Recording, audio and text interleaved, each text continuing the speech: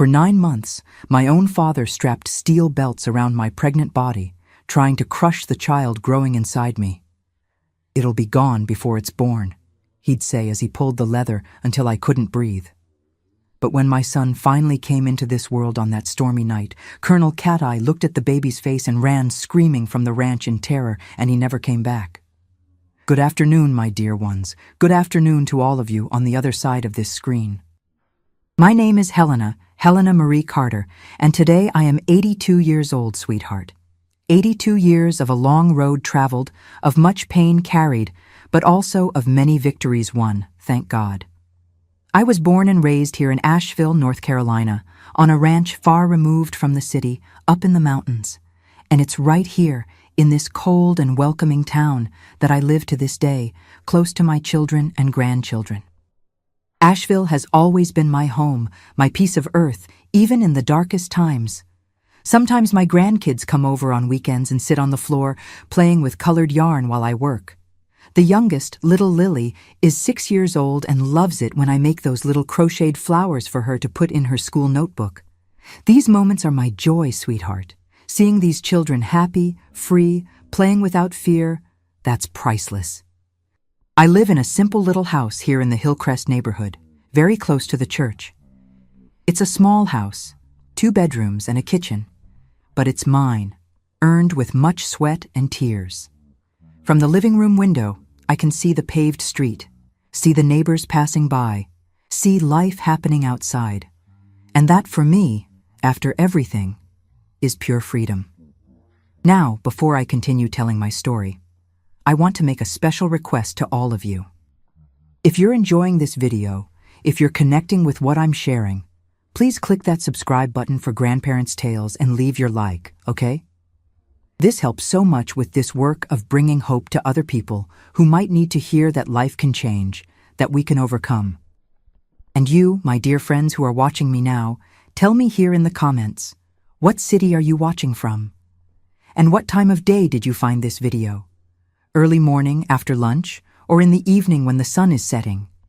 I always read every comment you leave, and I get so emotional knowing where you're from and when you take time out of your day to listen to this grandma's stories. Tell me, will you? Let's create this chain of kindness. Let's unite through these words.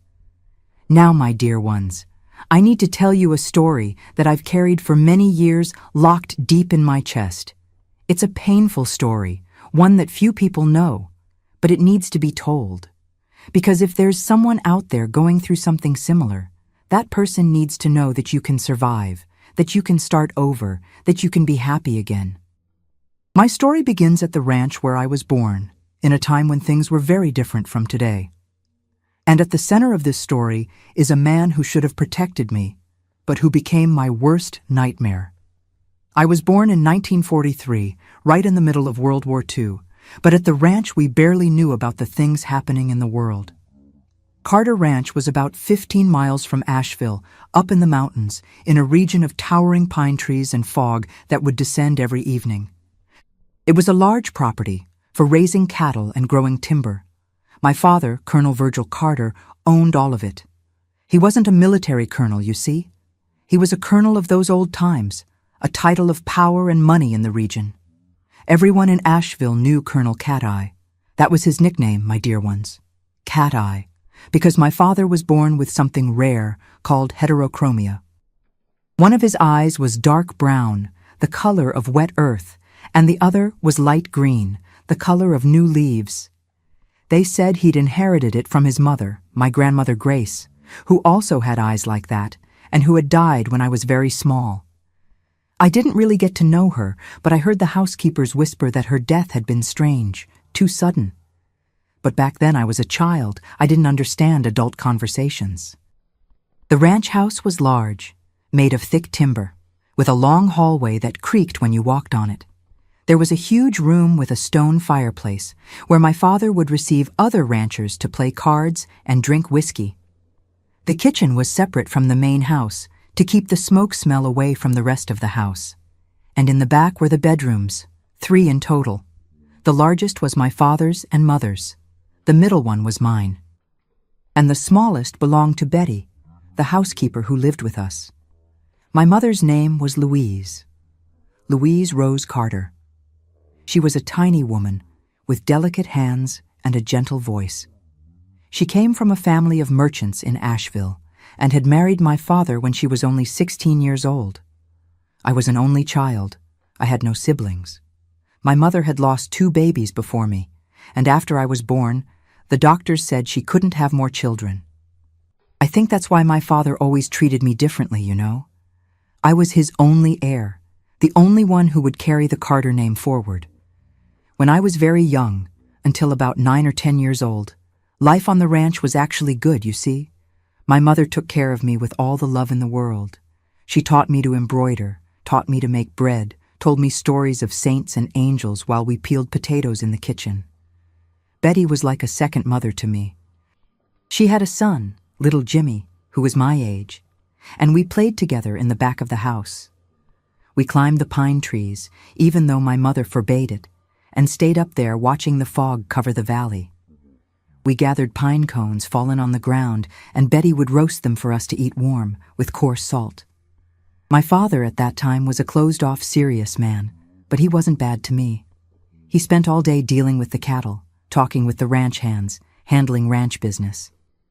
When he came home at night, he'd eat dinner in silence and go to sleep. On weekends, he'd go into town to play cards with friends. He barely looked at me. I was my mother's business. But everything changed, sweetheart.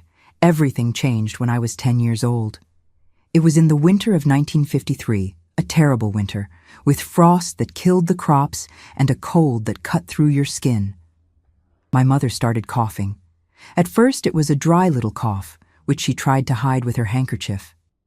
But in 2 weeks the cough got worse, came the fever, came the blood in her mouth. Tuberculosis, they said. Back then there was no easy cure, my dear ones. We watched people waste away until they disappeared. I remember the day my mother died as if it were today. It was a July morning. The sun hadn't even risen properly yet. I woke up to Betty's scream calling my father. I ran to their room and saw my mother in bed, pale as a ghost, her eyes closed, a trickle of blood at the corner of her mouth. Betty pulled me out, but I had seen it. I had seen my mother dead. The funeral was on a rainy Saturday. Half of Asheville came to the ranch. My father didn't cry. He stood next to the casket, with those eyes of different colors looking at nothing, his mouth closed in a hard line. I cried all afternoon, clinging to Betty's skirt. After we buried my mother in the town cemetery, my father changed, my dear ones, changed in a way that was frightening. He stopped leaving the house, stopped receiving friends, sent away most of the ranch hands.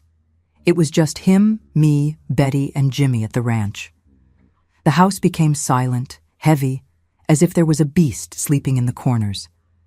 And that's when he started looking at me differently. It was no longer that look of a father who barely noticed his daughter. It was a lingering, studied look that left me with a chill in my stomach that wasn't from the cold Asheville wind. When I passed him in the hallway, he would stop what he was doing and follow me with his eyes until I disappeared from sight.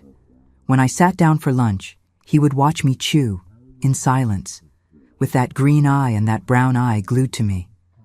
Betty noticed. I saw her notice. She started keeping me always close to her, in the kitchen, in the yard, washing clothes at the sink.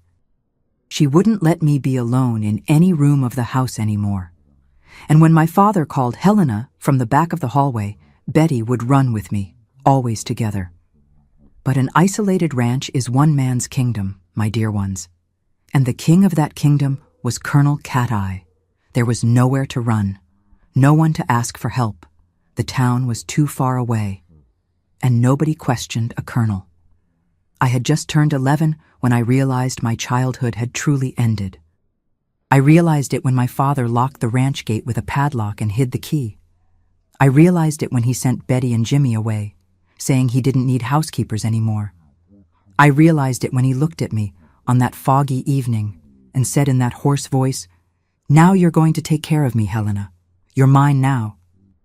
After Betty and Jimmy left the ranch, taking their little bundles of clothes and looking back with that face of someone who knew they were abandoning me in a bad place, The house changed its smell, my dear ones. It was no longer the smell of food on the wood stove, no longer the smell of bar soap from the washed clothes. It was the smell of mold, of cold ash in the fireplace, of heavy loneliness that stuck to the walls. I was 11 years old and became the only woman in that house. My father said I had to learn all the chores, that I had to take care of him now, that it was my duty as a daughter. Early in the morning, I'd light the fire, make coffee, warm the bread, wash the dishes, sweep the wooden floor, dust the furniture. In the afternoon, I'd cook lunch, wash his clothes at the sink, hang them on the line. At night, I'd make dinner, wait for him to eat in silence, and then collect everything again. But the housework wasn't the worst, sweetheart. The worst was his silent studying me. The worst were those eyes, one green, one brown, following me through every room. The worst was feeling that I was no longer the daughter. I was something else, something he thought he owned. The first bad night happened 3 weeks after the housekeepers left. It was a full moon night, so bright that it came through the crack in my bedroom window and drew a square of light on the wooden floor. I was almost asleep when I heard my bedroom door creak slowly. I opened my eyes and saw his silhouette in the doorway, standing, watching me. My heart raced. I pulled the blanket up to my chin and stayed stiff, pretending I was sleeping. He came in, closed the door behind him. And that night, my dear ones, I understood that my life would never be the same again. I understood that there was nowhere to run, no one to call, no way to scream. Because there, on that ranch lost in the mountains, Colonel Virgil was God and judge, and I was an 11-year-old girl locked in his kingdom. I won't describe what happened that night. Not that one, nor the others that came after. Not because I don't remember. I remember every second, every sound, every pain. But because there are things that our mouths can't speak, you understand? There are things that stay trapped inside here, burning, but that we can't put into words without falling apart completely. What I can say is that after that first night, he came back, and came back again, and again, and it became routine, became part of my prisoner's life. I prayed every day to Our Lady, asked her to take me out of there, asked her to make it stop. But the days passed, and nothing changed. Only me, withering inside, becoming a shadow. I grew up too fast, my dear ones. At 12, I was no longer a child. My body changed, my ways changed. I learned to walk silently through the house, not to make noise, not to call attention. I learned to cook the dishes he liked to try to keep him in a good mood. I learned to wash and iron his clothes just right. I learned that if I obeyed in everything, maybe he'd be quicker, colder, less present. There were days I'd stand looking out the kitchen window, seeing the dirt road that went down to town, and dream of escaping. I'd imagine myself running down that road, barefoot, the cold mountain wind on my face, running until I reached Asheville and asked someone for help, anyone. But I knew it wouldn't work. He would find me, and when he did, I didn't even want to imagine what he would do, once I tried. It was on a summer day in 1956. I had just turned 13. My father had gone to town to get supplies and would be gone several hours. As soon as his truck disappeared around the curve of the road, I ran to my room, put on the least worn dress I had, put on my old boots, and left through the kitchen door. I ran down the road, raising dust. My legs were shaking. My heart was beating so hard it felt like it would come out of my mouth. I looked back every minute, afraid of seeing the truck coming back. I managed to get halfway, near that curve where there's a grotto of Our Lady. I was breathless, my legs hurting, but happy. I thought I was going to make it. That's when I heard the engine. I looked back and saw the dust rising. He had come back early, had forgotten something, or had suspected. I don't know. All I know is that the truck stopped beside me, the door opened, and he got out with a face I had never seen. It wasn't anger. It was worse. It was coldness, contempt, a certainty that I was his property and that I had tried to escape. He grabbed me by the arm, threw me inside the truck, and drove back to the ranch in silence. When we arrived, he locked me in the back room, the one we used to store tools. I stayed there 3 days, my dear ones. 3 days in the dark, with a can of water and a piece of stale bread. I learned the lesson he wanted to teach me. There was no way out, no escape. I was his. After that, I stopped trying, stopped dreaming about the road, accepted that that ranch was my prison and that Colonel Cat-Eye was my jailer and my tormentor. The years went by, 13, 14, 15 years old. I lived like a ghost inside that house, made food, cleaned, washed. And at night, when I heard my bedroom door creak, I just closed my eyes and prayed for it to end soon.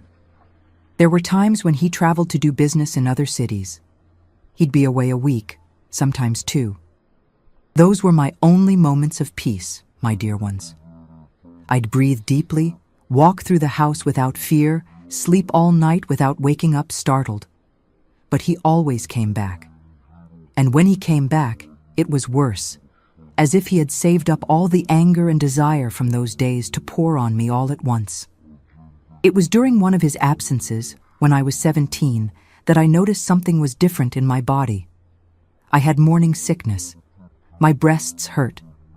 My belly, which had always been flat, was starting to swell a little. I spent a week denying it, thinking it was some disease, something I had eaten. But when my period didn't come for the 2nd month in a row, I broke down crying right there in the middle of the kitchen, holding my belly, because I knew what it meant. I was pregnant by my own father. And there was nowhere to go, no way to hide it, no way to change it. When he came back from the trip, he was going to find out, and I had no idea what was going to happen to me. My father returned from his trip on an autumn afternoon. I heard the sound of the truck coming up the dirt road, and my whole body froze. I was in the kitchen peeling potatoes for lunch, and when I looked down at my cotton dress, you could see it. The belly had grown. Not much, but you could see it.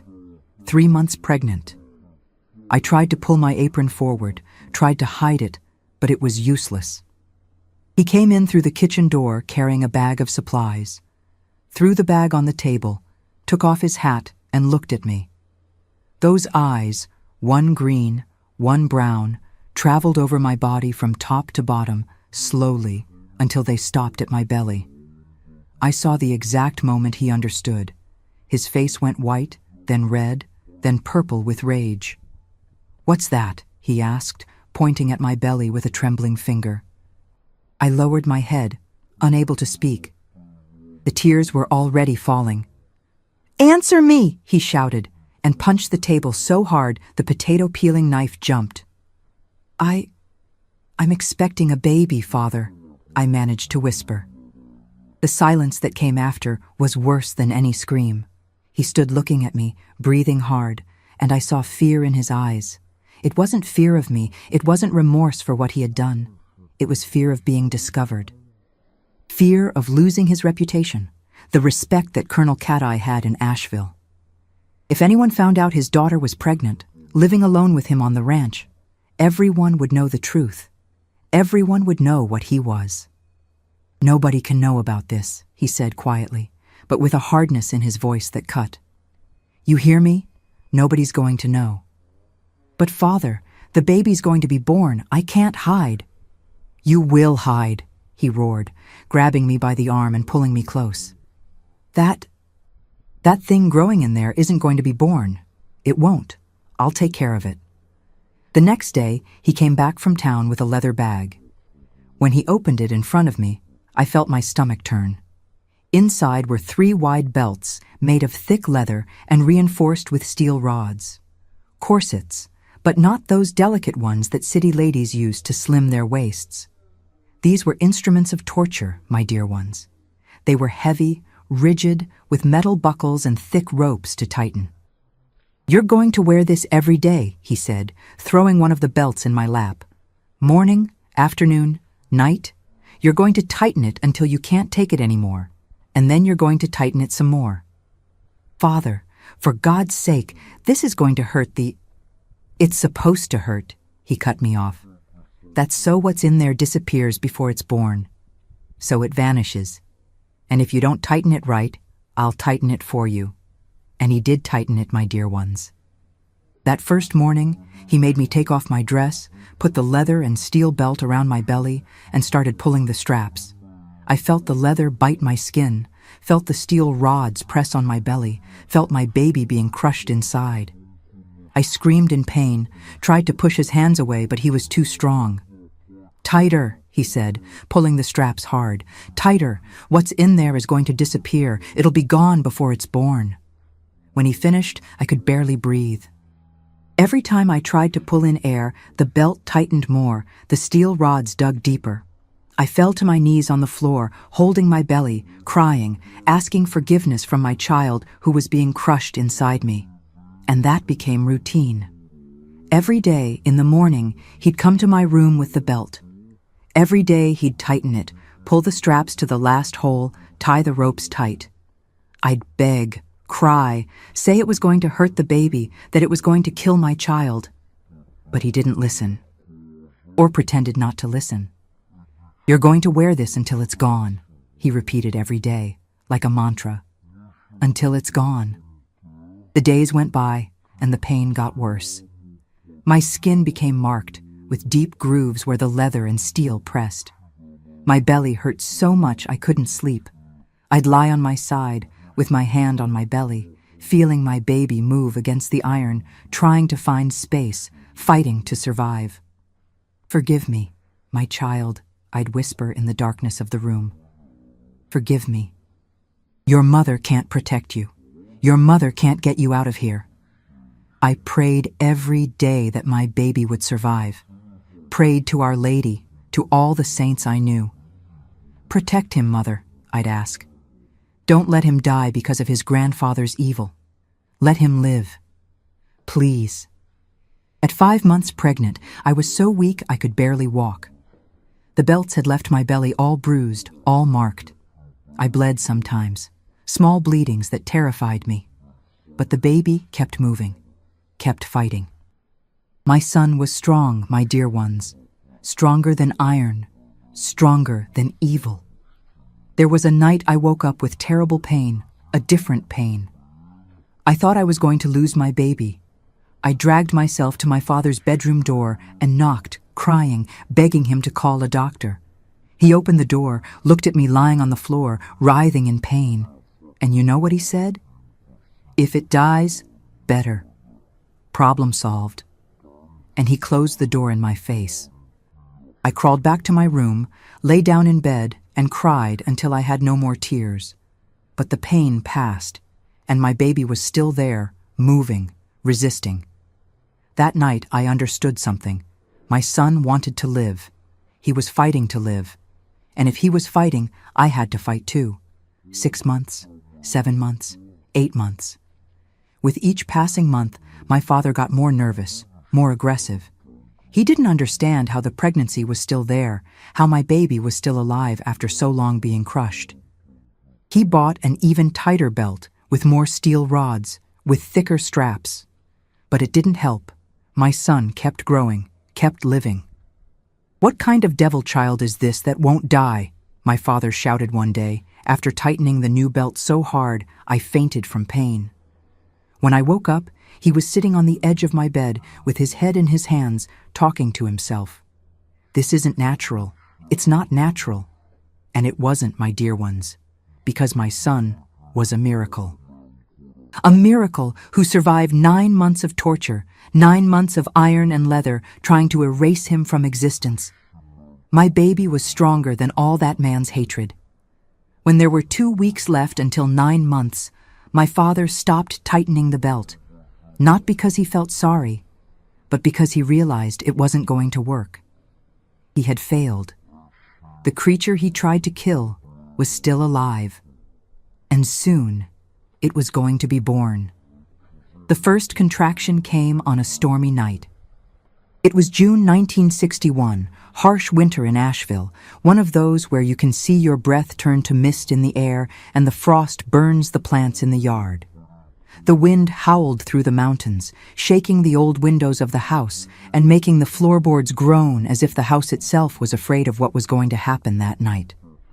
I was lying in my room, wrapped in the thin blanket that barely kept me warm, with my hands on my huge belly, feeling my son moving restlessly inside. He had been agitated all day, kicking, turning, as if he knew the time was coming. I talked quietly to him, running my hand where I felt his little feet pushing my stretched skin. "Soon we'll really meet, my son," I whispered. "Soon you'll be out here in my arms." That's when the pain came. It started in my back, a strong pressure that rose, wrapping around my entire belly, tightening as if invisible hands were twisting my body. I doubled over, holding the thin mattress, biting my lip until I tasted blood. I tried to breathe like I had seen Betty do when she gave birth to Jimmy, that short, quick breathing, but it didn't help. The pain consumed everything. When it passed, I stayed there, shaking, sweating despite the cold, my heart beating so hard it felt like it would come out of my chest. Not yet, I thought, trying to convince myself. It's not time yet, not yet. But my body knew better than my head. 20 minutes later came another contraction, stronger, longer, that pulled a moan from me, even though I tried to stay quiet, and then another and another, each one closer together. I knew what was happening. My son was coming, and he wasn't going to wait anymore. I got up from bed as I could, holding onto the wall so I wouldn't fall, dragging my heavy and sore body to the door. Each step was agony, each movement made the marks from the belts on my belly burn as if they were on fire. My legs shook so much I thought I would collapse right there in the dark hallway. I needed to call my father. As much as I hated that man with every fiber of my being, as much as I was terrified of him, I knew I was going to need help. No woman gives birth alone and survives. No woman can cut the cord, clean the baby, stop the bleeding without someone. Even knowing who he was, even knowing what he had done to me, at that moment I had no choice. I knocked on his bedroom door with a trembling hand. "Father," I called, my voice weak at first. I knocked again, harder. "Father, the baby's coming. Help me, please." I heard him move on the other side, the creak of the old spring bed, grumbles of someone woken in the middle of the night.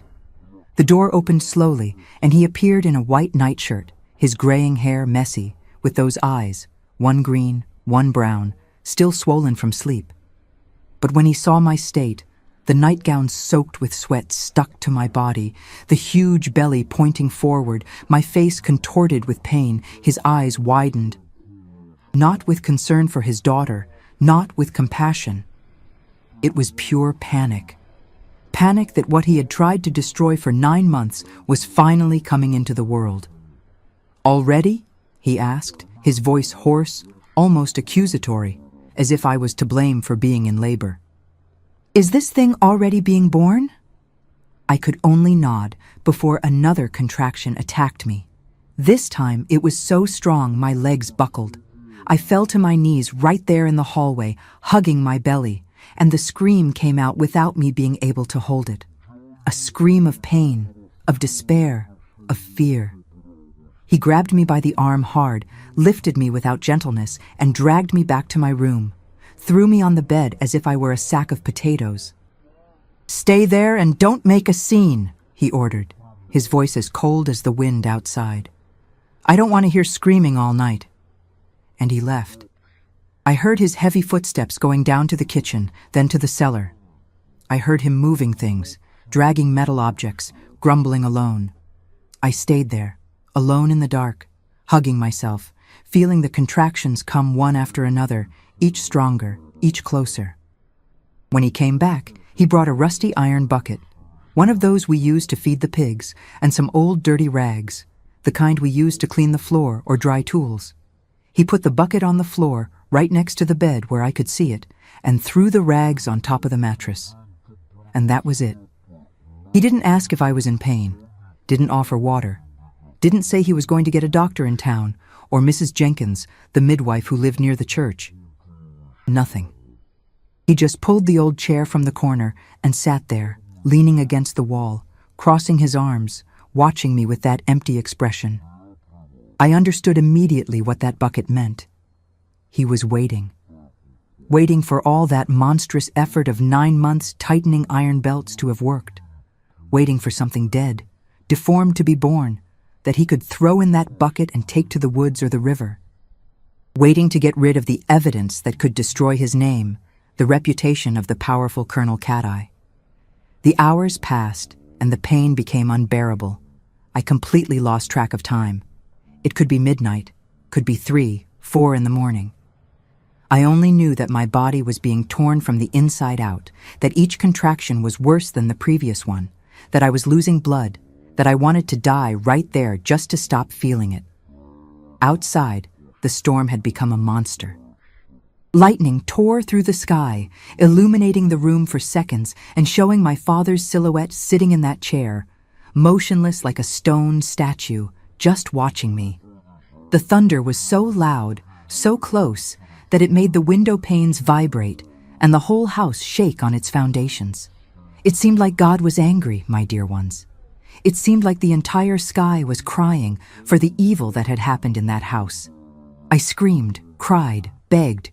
"Help me, Father. Help me, please. Do something." "I'm dying." But he didn't respond. Didn't move. Just stayed there, watching me suffer with that coldness that was worse than any hatred. There was a moment at some point when I felt I wasn't going to make it. I felt my body giving up, my strength running out, life slipping out of me along with the blood.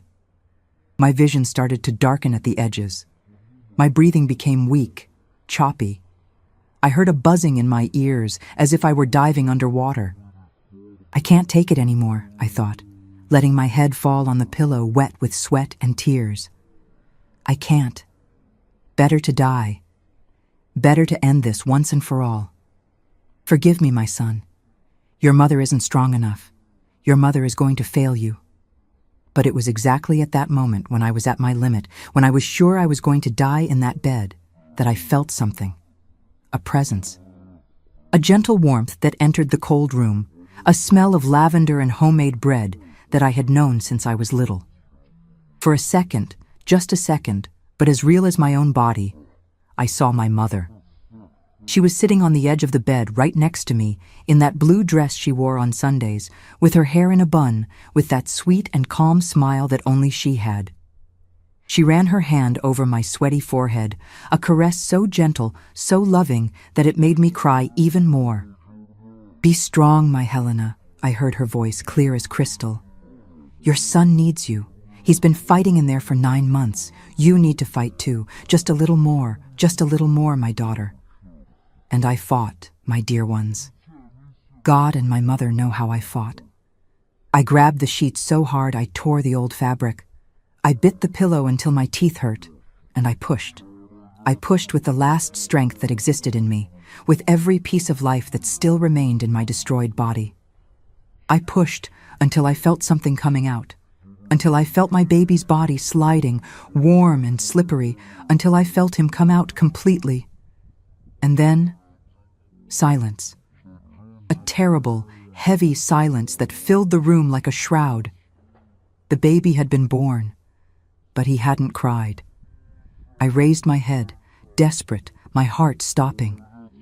"My son," I whispered. "My son, please." My father got up from the chair for the first time in hours. He approached slowly, looked at the baby that was there, between my legs, still connected to me by the pulsing cord. He bent down, picked up my son by his little feet with those big, calloused hands, lifted him upside down, shook him. Nothing. No sound. No movement. "Dead," I heard him murmur, and for the first time that whole night there was something in his voice. Relief. Thank God. It died. Finally died. My world collapsed. I had carried that baby for 9 months against all odds. Had felt him move, fight, resist the iron belts. had prayed thousands of prayers for him to survive. And now he was dead. Dead because of that man's evil. "Give him to me," I asked, extending my trembling arms, tears falling non-stop. "Give me my son. Let me hold him at least once. Let me say goodbye." But my father didn't hear me, or pretended not to hear. He turned his back, still holding my baby by the feet, walking toward that rusty bucket. He was going to throw him there. Going to get rid of the body like it was trash, as if that baby had never existed. I opened my mouth to scream, to beg, to curse, but no sound came out. My voice had died along with my son. That's when it happened. The baby let out a cry, a loud, strong, furious, indignant cry.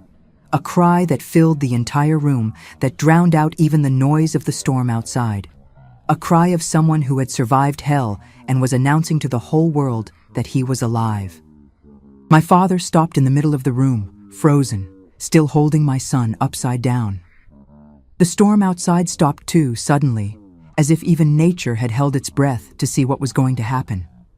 A supernatural silence fell over the ranch, and then a lightning bolt struck. So close it lit up the entire room as if it were broad daylight, so strong it made the whole house shake. And it was in that harsh, white light that my father finally turned the baby, looked at his little red face from all that crying, and let out a scream I will never forget as long as I live. A scream of absolute panic, of primitive terror, of deep psychological horror. A scream of a man who had seen something his mind couldn't process, something impossible, something supernatural.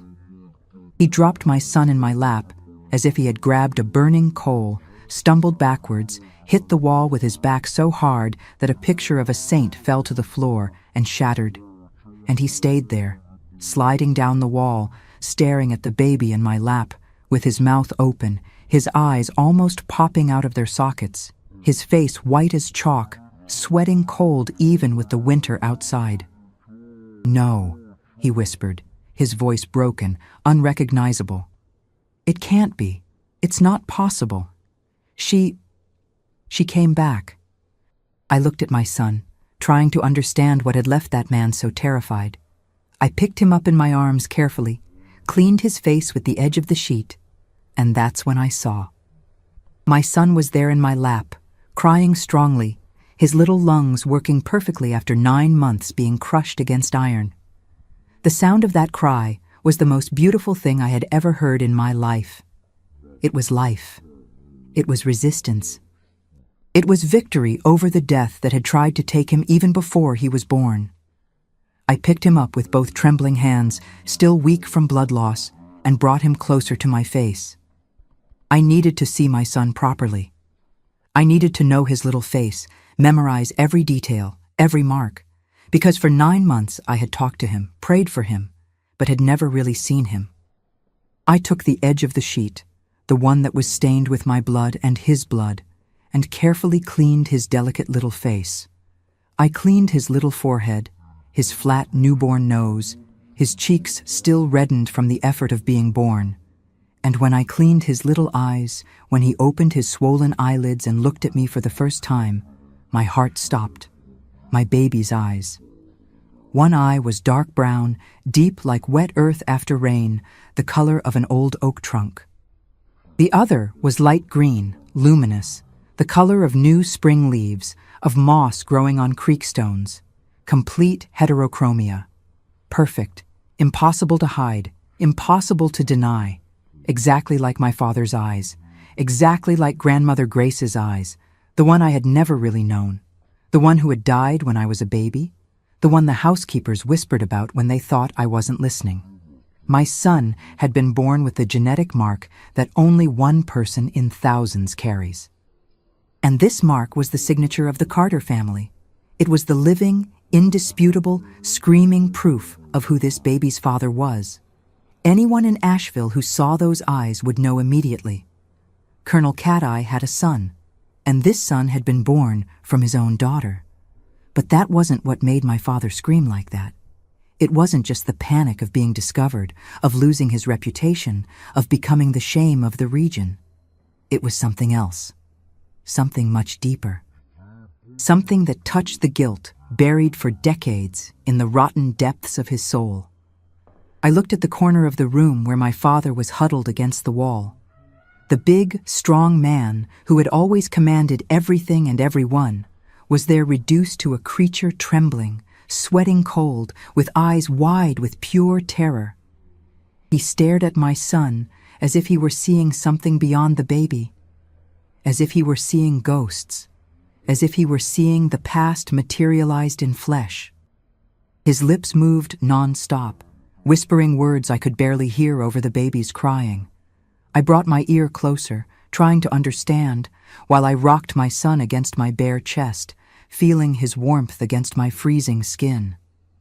"Forgive me, Mother," he whispered, his voice broken, childish, unrecognizable.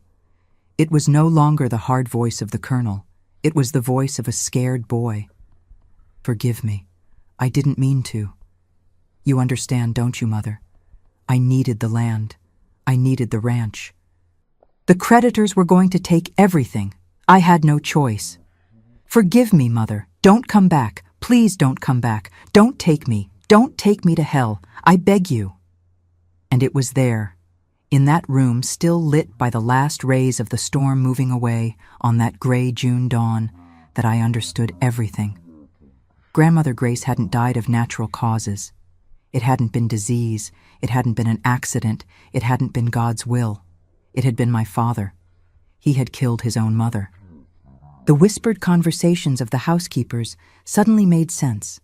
The sudden death, the quick burial without a proper wake, the change in my father's behavior after that, when he took total control of the ranch, the absence of other relatives questioning the inheritance. Everything had been planned. Everything had been coldly executed. I don't know if he used poison, if he pushed her from somewhere, if he suffocated her during sleep. But he had done it. He had taken the life of the woman who gave birth to him to keep the inheritance of Carter Ranch, with the lands, with the cattle, with the power. And for over 20 years, he lived with this secret, with this rot in his soul, hidden behind the reputation of a respected colonel, a good man, a pillar of the Asheville community, until that night. Until the moment he looked into the eyes of the baby he tried to murder for 9 months and saw his mother looking back at him through the generations. Saw divine justice taking shape. Saw the ghost he thought he had buried coming back to collect the debt. "She came back," my father repeated now, louder, his voice gaining an increasingly hysterical tone. "She came back to get me, came back to punish me. The eyes, dear God, the same eyes, her eyes. How can it be? How can you be here? God help me, God help me, Holy Mary, Mother of God." He started praying, but the prayers came out all wrong, mixed with crying and delirious confessions. "Hail Mary, full of grace. I killed her, yes, but it was an accident. The Lord is with thee. No, it was on purpose. It was on purpose, yes. Blessed art thou among women. Forgive me, Mother, forgive me." He got up stumbling, his legs shaking so much he almost fell. He still stared at the baby in my lap, but now with a hatred mixed with fear, as if my son were both his victim and his executioner, as if that innocent baby carried within him all the guilt and all the punishment he deserved. "You're not a baby," he said, pointing at my son with a trembling finger. "You're her, you're my mother. You came back in this creature's body to torment me, but I won't let you. I won't." He started walking backwards, tripping over his own feet, bumping into things. The small room seemed to have gotten even smaller, the walls closing in around him. He knocked over the chair where he had sat all night watching me suffer. He tripped over the rusty bucket he had brought to throw my son's body in, and the bucket rolled across the wooden floor, making a terrible metallic noise that echoed through the empty house. "It wasn't me," he suddenly shouted, so loud it made the baby cry harder. "It wasn't me who killed you, Mother. You're lying. You're trying to blame me for something I didn't do." But then, as if his own voice had betrayed him, the truth came out unfiltered. You fell. You fell down the stairs. I just pushed a little. Just a little. You were old. You were sick anyway. You were going to die anyway. I just sped it up. For the ranch, for the family, for the Carters. It was for the family. The complete confession was there, coming out of his mouth in hysterical screams. He had pushed his own mother down the stairs of the old house, had watched her fall, break her neck, die, and had told everyone it had been an accident, that she had tripped, that it was old age, bad eyesight, weak bones, and everyone had believed it. Because who would doubt Colonel Virgil Carter? Who would dare question such a powerful, respected man? But you're here now, he continued, speaking directly to the baby, completely out of touch with reality. You came back to get me, didn't you? To drag me down there, to eternal fire. But I won't. I won't go with you. I'd rather run. I'd rather disappear. And that's exactly what he did. In a sudden movement, he turned and ran out of the room. I heard his heavy footsteps in the wooden hallway, stumbling, knocking things over. I heard him hit the doorframe in the living room, curse, keep running. I heard the front door open violently, slamming against the wall so hard the glass in the window next to it shattered. I got up from bed as I could, still holding my son, still bleeding, and went to the bedroom window. I saw my father cross the yard running, barefoot in a white nightshirt, his arms swinging uncontrolled. The storm had returned outside, a fine but steady rain that was already soaking him. "Forgive me, Mother," I heard him scream in the middle of the night, his voice breaking. "Forgive me, I didn't know you'd come back." He ran toward the gate, passed through it, and ran down the dirt road that led to town. Even from afar, even in the darkness, I could see his white figure moving away, stumbling, falling, getting up again, continuing the escape. And I could hear the screams, increasingly distant until they became just echoes in the cold night. And then, silence. Colonel Cat-Eye had fled, had abandoned his own ranch, his own house, his entire life, everything he had built on top of a murder, had fled from the baby he thought was his mother's curse coming back to take revenge, had fled from the guilt that had finally taken physical form and had looked back at him with those impossible eyes. I stood at the window for a long time, just holding my son, listening to his breathing calm down, feeling his warm body against mine. The rain kept falling outside, washing the earth, washing the world, washing all the sins of that cursed ranch. For the first time in 7 years, since my mother had died and that man had become my tormentor, I was alone, without being watched, without being controlled, without having to fear the bedroom door opening in the middle of the night. Free. I went back to bed trembling, my legs weak, but with a strange feeling in my chest. It wasn't happiness yet. It was relief. It was as if an immense weight had been lifted off me, as if I could finally breathe deeply after years holding my breath. The umbilical cord still connected us, me and my son. I looked at that thick rope of life that was still pulsing, pumping the last remnants of blood. I needed to cut it. I needed to separate him from me. But how? There was no doctor, no midwife, no one to teach me. I looked around the room looking for something. I saw the old knife with a wooden handle that my father had left on the bedside table. That knife he was probably going to use to cut the umbilical cord of the dead baby before throwing the body in the river. I picked up the knife with a trembling hand. I didn't know where to cut exactly, but I knew I needed to. I prayed softly, "God, help me not to make a mistake. Protect my son." And I cut. I cut the cord right in the middle, between me and him. It bled a little. I got a piece of thick thread from the drawer, the kind we used to sew flour sacks, and tied his belly button tight, like I had seen Betty do with Jimmy years ago. I tied it really tight so it wouldn't bleed. My son didn't even cry. He just looked at me with those eyes, one brown, one green, as if he knew his mother was doing the best she could. I cleaned him with the old rags, even though they were dirty, because it was what I had. I removed all the blood, all the white slime that covered his little body. He was small, smaller than I imagined a baby should be. 9 months being crushed had left him tiny, but he was perfect. 10 little fingers on his hands, 10 little toes. Little nose, little mouth, little ears, everything in the right place. I wrapped him in an old blanket and laid him next to me. I took care of myself as I could, tying rags between my legs to stop the blood that was still flowing. It hurt. Everything hurt. But it was a different pain. It was the pain of someone who survived. It was the pain of someone who won.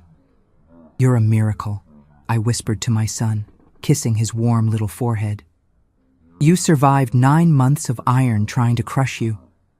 Survived a father who wanted to kill you. And when you were born, when you opened those eyes God gave you, you expelled the demon from our lives without needing to do anything, just existing, just being who you are." I lay on my side, pulled him closer, and for the first time in years, I slept without fear. I slept knowing that when I woke up, that man wouldn't be there waiting for me. I slept with my son in my arms, free. I woke up several times during that first night. Each time I woke up, I ran my hand over my baby's chest to feel him breathing, to make sure it wasn't a dream. And he was there, alive, warm, sleeping peacefully. The next 3 days were the strangest of my life. I was alone on the ranch with a newborn baby. I was weak, losing blood, barely able to walk. But I was the owner of my own life for the first time. I'd get up from time to get food from the pantry. There was stale bread, which I soaked in water to be able to eat. There was a piece of hard cheese. There were some potatoes. I ate everything slowly, trying to regain my strength. I drank water straight from the pitcher. I'd go back to bed and nurse my son, who nursed well, strongly, determinedly. On the second day, I managed to walk to the kitchen and make some mint tea. I drank it hot, holding the cup with both trembling hands. Through the window, I saw that my father's truck was still there, parked under the shed. But of him, no sign. On the third day, I was in the living room, sitting in the old rocking chair, rocking my son, when I heard the sound of an engine coming up the road. My heart raced. The panic came back all at once. He came back, I thought. He came back and he's going to finish what he started. I grabbed my baby, ran to the bedroom, locked myself inside. I pushed the wardrobe against the door. I stayed there, shaking, waiting to hear his footsteps, his voice, his fury. But the voice that called from outside wasn't his. "Miss Helena? Miss Helena, it's Betty. Are you there, my dear?" Betty. I removed the wardrobe from in front of the door with difficulty, opened it, ran through the house, and when I opened the front door and saw her there, standing on the porch with that worried face, I collapsed. I collapsed in her arms and cried. I cried everything I had held in for 3 days. I cried with relief, with exhaustion, with pain, with freedom, and she held me, hugged me tight, and cried with me. "Oh, my dear girl," she said, rocking me as if I were a child. "Oh, my dear Helena, what have they done to you?" She came into the house, helped me sit down, picked up my baby, and looked at him. When she saw the eyes, one brown, one green, she understood everything. I didn't need to speak. She knew. "Jesus Christ," she whispered, blessing the baby. "Jesus Christ, have mercy." She was the one who told me what had happened to my father. In the early morning of that stormy night, around 4 a.m, some people who lived near the main square in Asheville had heard screams. When they looked outside, they saw a man barefoot in a white nightshirt soaked with rain, walking in circles in the square, screaming alone. It was Colonel Cat-Eye, but he didn't look like the colonel anymore. He looked like a madman, a complete madman. He was screaming nonsense about ghosts, about his mother, about eyes that came back to get him, about having pushed someone down the stairs. The men from town tried to calm him down, but he kept struggling, saying he wasn't going to hell, that he wasn't going to let the ghost take him. They called the doctor. The doctor said it was severe psychotic episode, complete insanity, irreversible. The next day, they took him to the mental hospital in Charlotte, and there he stayed. They said he doesn't stop screaming, Betty told me in a low voice, day and night, non-stop. She came back, she's here, she's looking at me. Doesn't even recognize anyone anymore, doesn't eat properly, doesn't sleep, just screams. My father had gone completely insane. The guilt he had carried for over 20 years had finally exploded. Seeing those eyes in the baby, the same eyes of the mother he murdered, had broken his mind in a way that had no fix. "And you, my dear?" Betty asked, running her hand over my face. "How are you? Who took care of you? Who helped with the birth?" "No one," I said, my voice failing. I was alone. He was going to throw the baby in the bucket. He thought he'd be born dead. But when he was born alive, when he saw the eyes, he ran away screaming. Betty shook her head, her eyes full of tears. "God punished him," she said. "God punished him for his evil." And he had punished him. In the worst possible way. Not with death, but with madness. With the eternal torment of seeing his mother's ghost in every shadow, in every reflection, until the end of his days. Betty stayed with me, took care of me until I recovered, taught me how to properly care for the baby, helped me clean the house, make food, live again. A week after the birth, when I could walk without so much pain, she asked me, "What are you going to name him?" I looked at my son nursing at my breast, that miracle with two colored eyes, the one who had survived 9 months of attempted murder, whose simple existence had been more powerful than all the evil in the world. "Alden," I said. "His name is Alden. It means old friend and wise protector, because there's no child stronger than him. He defeated iron, defeated death, and defeated the demon. And he really had won, my dear ones." My son Alden had been born with the mark of justice on his face. Those eyes, one brown, one green, carried the genetic memory of an ancient crime. He didn't need to fight, didn't need to take revenge, didn't need to do anything. His simple existence was enough to expel that evil man from my life forever. Today I'm 82 years old, my dear ones, and I live right here in Asheville, in the Hillcrest neighborhood, in this simple little house that is my corner of peace. A lot has happened since that June night in 1961 until today. A lot of water has passed under the bridge. But I survived, my son survived, and we built a good life, honest, full of love. Soon after Betty arrived and helped me recover from childbirth, I made the most important decision of my life, to sell Carter Ranch. I couldn't stay in that place anymore, my dear ones. Every room in that house held a bad memory. Every floorboard creaked with the weight of suffering. That land was stained with blood and sin. In 1962, I sold the ranch to the neighbor, Mr. Otis, who had always wanted to expand his lands. I took the money from the sale. It wasn't much, but it was enough, and moved to the city of Asheville with my son Alden and with Betty, who never abandoned me again. I bought a small house here in Hillcrest, near the church, on flat land where there was no memory of pain. 2 bedrooms, a kitchen, a little backyard. It was all I needed. It was freedom. It was a new beginning. My father died in 1965, still hospitalized in that facility in Charlotte. He never came to his senses again. He spent 4 years screaming day and night, seeing ghosts, reliving the guilt. When they told me about his death, I didn't cry. I didn't feel anger either. I just felt a deep relief, as if the last thread that tied me to that time had finally been broken. I raised my Alden with all the love I had stored in my chest. Betty helped me with everything, was like a real grandmother to the boy. She taught him to walk, to speak his first words, spent hours playing with him in the yard. When he started to grow and other children asked about his different eyes, One brown, one green. I would say, that's how God made him. And God doesn't make mistakes. Some people found it strange at first. Some remembered Colonel Cat-Eye and did the math. But I never hid it. I held my head high and moved forward. My son wasn't to blame for anything.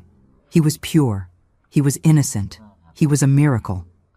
Alden grew up strong, healthy, hard-working.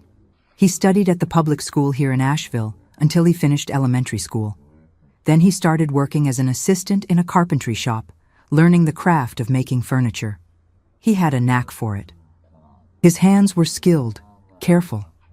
When he turned 25, he met Carmen, a good girl, daughter of a shopkeeper here in town. They liked each other, dated properly, and got married in the church. I cried so much at that wedding, my dear ones. I cried with happiness to see my son happy, free, building his own family without carrying the weight I carried. Alden and Carmen gave me 3 grandchildren, Robert, Patricia, and the youngest Maurice. And Patricia, my middle granddaughter, gave me Lily, my 6-year-old great-granddaughter, who is the light of my eyes. When this little girl comes to my house on weekends and climbs on my lap asking me to make little crocheted flowers for her, I thank God for letting me live to see this. Betty passed away in 2010, at 89 years old, sleeping in her little bed, peacefully. We buried her here in the Asheville Cemetery with all honors. She was the one who taught me what real motherly love was. She was the one who showed me that family isn't just blood. It's who stays. It's who cares. It's who loves without asking anything in return. After she passed, I stayed alone in this little house, but alone only in living, because my son comes to see me every day, every single day, without fail. He stops by in the morning before going to the carpentry shop, has coffee with me, asks if everything is okay, if I need anything. On Sundays, the whole family comes for lunch here. Carmen brings the food ready because she doesn't want to see me working too much, but I insist on making at least the dessert. A dulce de leche, a rice pudding, those things you learn from making your whole life. My routine is simple and peaceful. I wake up early, make my coffee with homemade bread I buy from the bakery on the corner. I sit in the blue armchair in the living room, the one my son gave me as a gift, and pick up my crochet. I stay there all morning, making doilies, little rugs, those little decorative things that the neighbors order. It's not to make money, you see. It's because I like it. It's because my hands need to create beautiful things after everything they've been through. In the afternoon, sometimes I go to church to say a prayer. I always give thanks. I thank for having survived. I thank for my son, for the grandchildren, for the great-granddaughter, for the simple but dignified life we've conquered. Sometimes, when I'm alone here at home and I look out the window seeing the paved street, the neighbors passing by, the children playing, I remember that isolated ranch. I remember that room where I suffered so much. I remember the iron belts, the pain, the fear. But I don't get stuck in those memories, sweetheart. I look at them like someone looking at a storm that has passed. Did it hurt? It hurt. Did it leave marks? It left marks. But it passed. And most importantly, I won. I won because I survived. I won because I raised my son with love and dignity. I won because I didn't let that man's evil destroy the good I had inside me. I won because today I am free. Truly free. My son Alden, this 64-year-old man who works every day at the carpentry shop, who takes care of his family with love, who has never raised his voice to anyone, who respects his wife and children, he is my victory. He is proof that love conquers hate, that life conquers death. That good, in the end, always conquers evil. Today, when I hold my great-granddaughter Lily in my lap and she looks at me with those curious little eyes and asks, "Grandma, tell me a story," I tell beautiful stories. I tell about brave princesses, about heroes who defeat dragons, about happy endings. Because she doesn't need to know about the darkness I lived through. She only needs to know about the light we conquered. And that light is real, my dear ones. that light exists. It's here, in this humble little house in Hillcrest, in Asheville, North Carolina.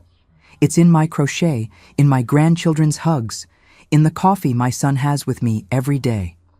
It's in my freedom to open the window when I want, to go out on the street when I want, to sleep in peace knowing that no one will open my bedroom door in the middle of the night. This is my life today, and I'm grateful for every second of it. My dear ones, if you've made it this far and heard my whole story, I want to tell you something. You are not alone. If you're going through something similar, if you're trapped somewhere, if someone is hurting you, if you think there's no way out, listen to what this 82-year-old grandma has to tell you. I thought I was going to die on that ranch. I thought I would never be free. I spent years believing that was my life, that there was nowhere to run, that no one would help me. But I survived. And if I survived, you can too. For 9 months, that man tried to crush my son with iron and leather, tried to make him disappear before being born. But my baby resisted. Every day he stayed alive in there, even being crushed, was a victory. Every beat of his little heart against those belts was a shout of, "I will live." And he lived. Against all odds, he lived. I learned something on that stormy night when my son was born. Justice comes in ways we don't expect. I didn't need to take revenge. I didn't need to do anything. My son opened his eyes, those eyes that were the mark of buried guilt, and that was enough to expel the demon from my life. Truth has a power we can't imagine. Light always conquers darkness, even when it takes time. If you're going through this, seek help. In every country, there are authorities and organizations ready to protect you. Talk to someone you trust, a neighbor, a teacher, a religious leader, someone. Don't carry this weight alone. You deserve to live free. You deserve to be happy. No matter what they told you, no matter how many times they made you believe you're worthless, that's a lie. You're worth it. Your life is worth it. I spent years thinking I was weak, that I was a coward for not being able to escape. But today I know that surviving was already resisting. Every day I woke up on that ranch, that I took care of my baby despite the belts, that I prayed, asking for strength. That was already courage. You who are enduring, who are surviving, you are already brave. You are already strong. Freedom exists, my dear ones. It really exists. Today I wake up every day, open my window, breathe deeply, and give thanks. I thank for having survived. I thank for my son, who gave me 3 beautiful grandchildren and a great-granddaughter who is my joy. I thank for the simple but dignified life we built. And you will also reach that day, the day you'll breathe free and thank for having resisted. Don't give up. Never give up. The storm passes, the night ends, the sun always rises again. And now, my dear ones, I need to make a request from the bottom of my heart to you who have listened to me until here. If this story touched you, if you felt something, I ask you, subscribe to Grandparents' Tales and activate the notification bell now. It's very important. Because there are many people suffering like I suffered, many people thinking there's no way out, and these stories of overcoming can save lives. They can give hope to those who have no hope. They can show that you can start over. And leave me a comment down below with the word resistance. Just that word. Whoever watched until the end, whoever heard my whole story, comment resistance. I want to know how many people believe we can resist and win. I read every comment, every word you leave here. And that gives me strength to keep telling these stories. Do it now. Don't wait another minute. Subscribe, activate the bell, comment resistance. For you, for me, for everyone who is still fighting to break free. May God bless each one of you. May God give you strength, courage, and freedom. And remember, you are stronger than iron. You are stronger than evil. You will win. A kiss in all your hearts. Until the next story. Tentar novamente o Claude. Pode cometer erros. Confira sempre as respostas.